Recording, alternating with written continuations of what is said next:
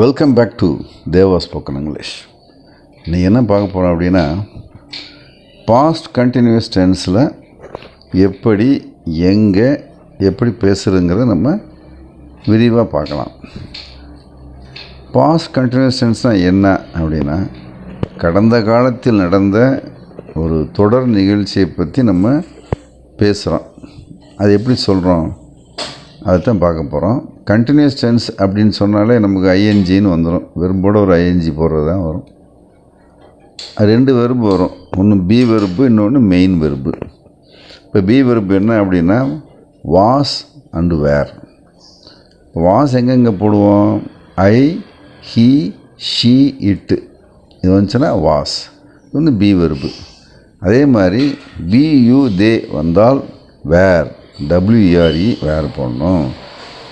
இது வந்து ஹெல்பிங் வெறுப்பு அல்லது பி வெறுப்புன்னு சொல்லுவோம்.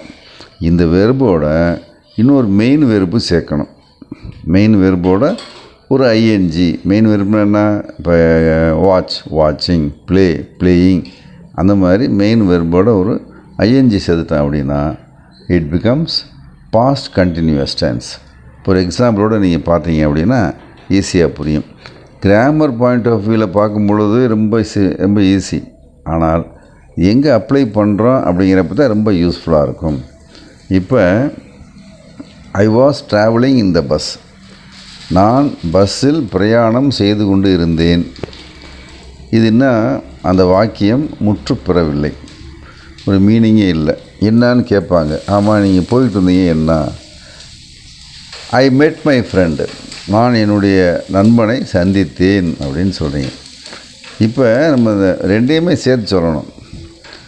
நான் பஸ்ஸில் பிரயாணம் செய்து கொண்டு இருந்த பொழுது என் நண்பனை சந்தித்தேன் அப்படின்னு சொல்லணும். நம்ம எப்படி சொல்லுவோம்? அப்போ தான் இந்த பாஸ்ட் கண்டினியூஸ் யூஸ் ஆகும்.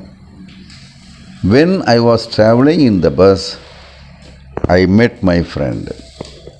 பொதுவாக வென் அப்படின்னு சொன்னாலே எப்பொழுது அப்படின்னு தான் மீனிங். அது இந்த இடத்துல அப்பொழுதுன்னு ஒரு மீனிங் வரும்.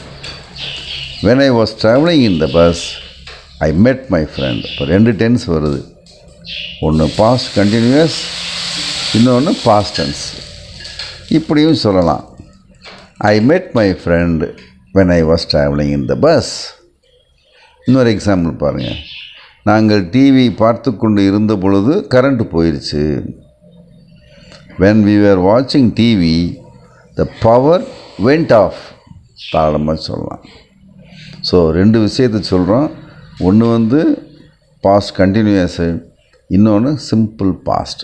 இதுதான் அதனுடைய பாஸ்ட் கண்டினியூஸ் எப்படி பயன்படுத்தணுங்கிறதுடைய ரூல்ஸ் இதுதான்.